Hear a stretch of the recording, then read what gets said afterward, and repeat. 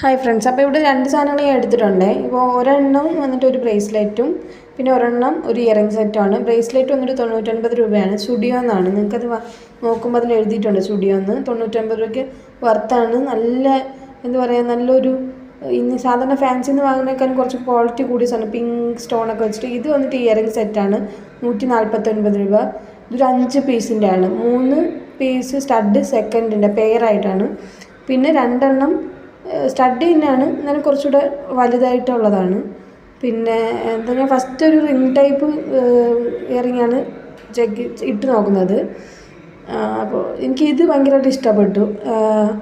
എനിക്കല്ലെങ്കിൽ ഇങ്ങനെ ഈ ring type എനിക്ക് ഭയങ്കര ഇഷ്ടമാണ്. ഇത് ചെറുതായാലും വലുതായാലും ഒത്തിരി വലുത് ഞാൻ ഇടില്ല, എന്നാലും മീഡിയം സൈസൊക്കെ റിംഗ് ടൈപ്പ് എനിക്ക് ഭയങ്കര ഇഷ്ടമാണ്.